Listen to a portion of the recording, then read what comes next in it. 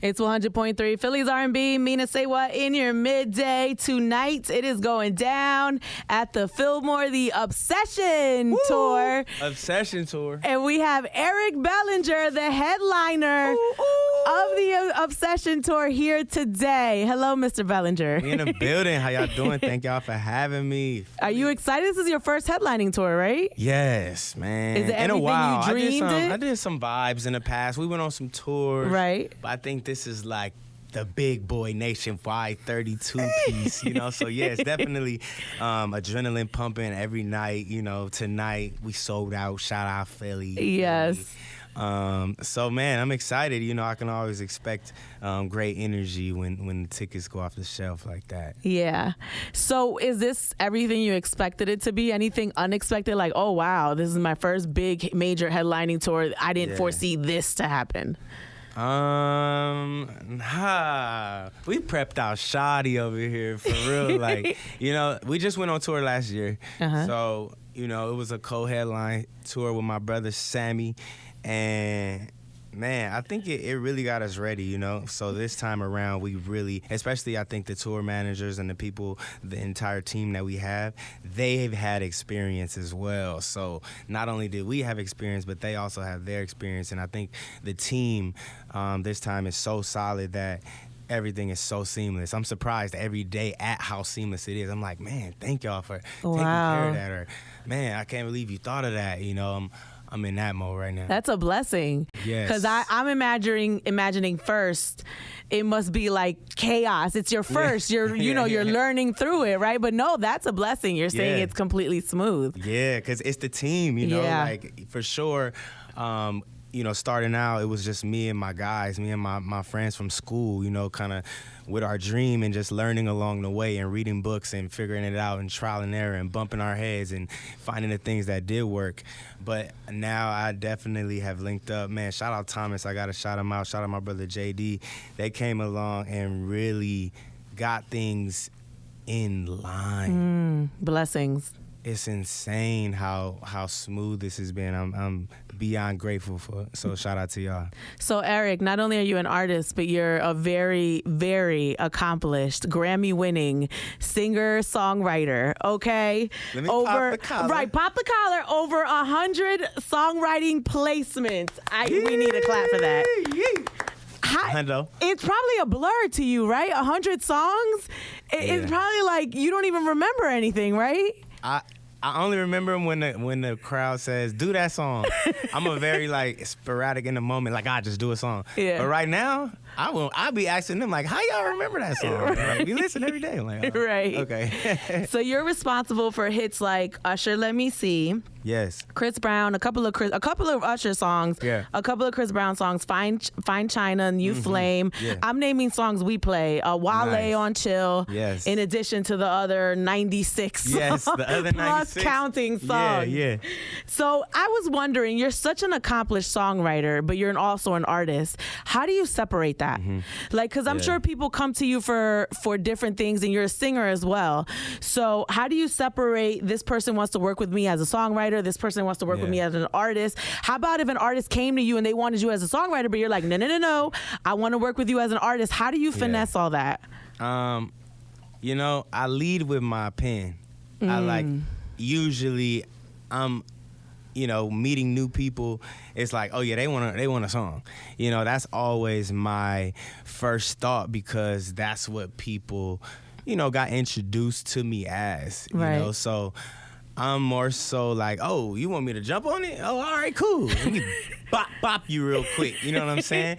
But normally I'm just like, I'm a humble dude. I'm like, oh, you want a song? You know what I mean? But, you know, to have worked with so many people on that end, of course I want to make a full circle moment and now get them on my album and now me jump on their projects. But I definitely lead with the mindset of being of service.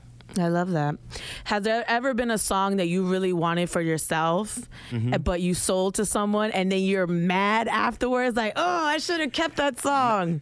Not mad, but yeah, for sure. Like, A lot of songs. Like regretful. Let's say regretful, not mad. Not even regretful, because it's still big bread. Right. It's publishing. But I mean, like, it was songs like, some of my favorite songs was like New Flame before it came out. Like, that song is insane to me. Indigo, you know, a lot of the Chris Brown songs, because he's the closest to the style of music that I like to make. Anybody else, I really don't be married to the song like that. Right. You know what I mean? Like, if it's a female artist, that was intentionally a female artist. If it's Tyrese or if it's Brandy or whoever it is, I write for them. That's why they love it. Because I don't just write an R&B song. I write the song you didn't know you needed. Wow. So do you have to have like therapy sessions with them so you know what's going on, so you can write the song that's catered to them? You must know all the business. That's the best. you know all the business. Nah. Honestly, when I used to like link with people, I'd be like, so what's up? Talk to me. How's life? Where you at? Because I want to connect this to something you could feel. And I was getting tea for sure. But I'm big NDA easy. You feel me? Right, let's sign this here. Yeah, I ain't spilling name. I love that. What's the craziest studio session that you've been in? I was in a lab one time. Not Usher, Chris Brown, Drake, and it was a writing camp, and it was a bunch of top dog writers and a bunch of top dog producers in the building, and it was at Record Plant Studios. I'll never forget. And it was a moment where it was like, this shouldn't be on Instagram. You knew that. You just kind of knew. Right. And somebody posted it. We ain't gonna say no names, but I remember that moment happening. We was working on the song even back then that we was gonna have Drake and Chris on. This is way before No Guidance. And that moment just spoiled the whole session. We didn't even finish. I was hot. First, I was behind the John with the pen. Right. I was happy about what was about to take place. And the energy in the room was like, hey, who posted that? Wow. Did you kick the person out? Man, it was like, oh, my bad. Dude was like, my bad. I would have been like, you out of here, bro. Get out of here, bro. My publisher. I love it. So the Tiny Desk performance was amazing for you. Yes. Usher had you singing the opening note of Superstar. Yes. Is that something that you can belt out like now? I don't know about that. Honestly, I ain't had no tea yet. How easy is it for you to drop that note? I drank 12 dozens of tea, so not right now. My voice was like so like on pitch that I was like crazy when I watched it back. So like, can you talk about that? Because I literally had that conversation with an artist recently, how you have to take care of your voice, not even just as a singer, but as a performer, even if you're a rapper. What are some of the things that you do in order to preserve your voice so you can hit some of these notes? Man, you gotta really drink that tea. The tea. The tea is good. I drink tea all the time. What kind of tea you doing though? Man, I like that medicine ball from the place. I don't know if they paying y'all, but Starbucks. Oh. Starbucks is crazy. We need to do a medicine ball collab, please. Let's make it happen. I haven't tried that. What is that? So check it out. This is the easy Starbucks collab. They don't know it yet. You get the venti medicine ball. Okay. You say they do half water, half lemonade. You say all lemonade, right? You double up on the lemonade. You say extra honey, extra peppermint. And that'll preserve my voice. Yes, I need that. I would try that. Space Jam Bugs secret stuff. Yes. That's easy secret stuff. I would try that because I work with my voice and I be having to take care of it, especially when it gets cold and your voice starts bothering you. Wow, you just drop Ben. I love that. And just drink it. Like it's good. It got other herbs and other things in there. Yeah. But it really, really tastes good. Love it. Because I like Kool-Aid, you know what I'm saying? So that's like the Kool-Aid of tea right there. So with the Tiny Desk performance, you hit that note, it goes viral.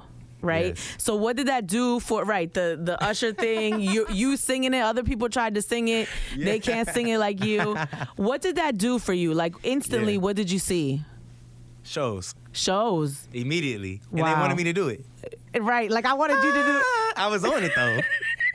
I was doing it. I was like, y'all serious? Show me? Yeah. Like, man, I got that thing.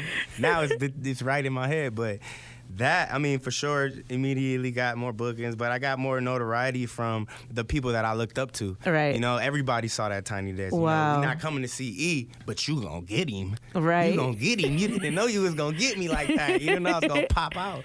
But, you know, we was there, and again, I was there to do a service. I always lead doing service, and God is like, I'll take it from there. Wow. You know, I'll take it from there. You think you're going to go do backgrounds, but guess what? We need you center stage, sir. And you weren't prepared for that at all. He just dropped that on you? He told me because Okay. he told me you want to do it, you want to get it, and I was like, yeah, that's why I knew to drink 12 dozens. Shout out to the Starbucks T-bomb. It's crazy. Medicine ball. The medicine ball. Double lemonade. Okay, so can you talk about that brotherhood? Because it seems like you guys really have that. Yeah.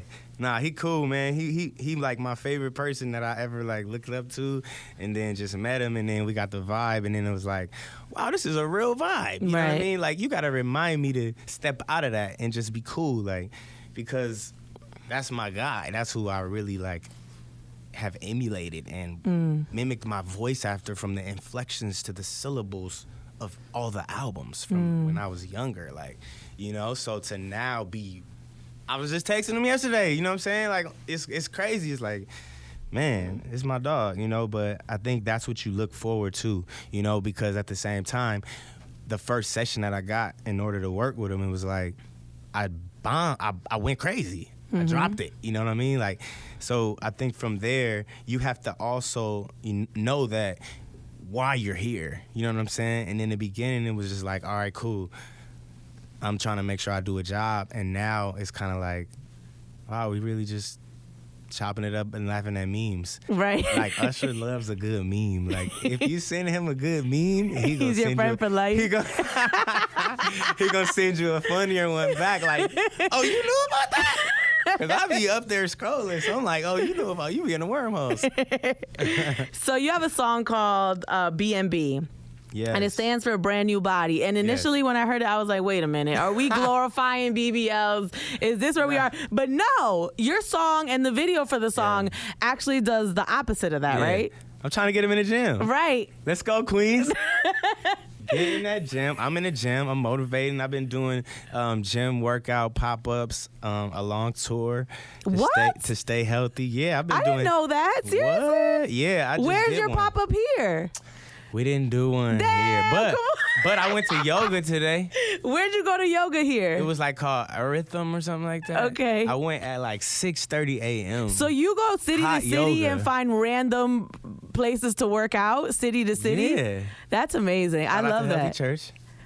So you're not doing it in the hotel as normal people would. You're actually going out and, you know. No, we will do the hotel Okay. too. But if there's a influencer, or if there's a gym that is into what we're doing and they see it, you know, Rich usually just reaches out, or they reach out and say, hey, I got a gym, I teach a class. Like the last one we did Friday was trampoline fitness.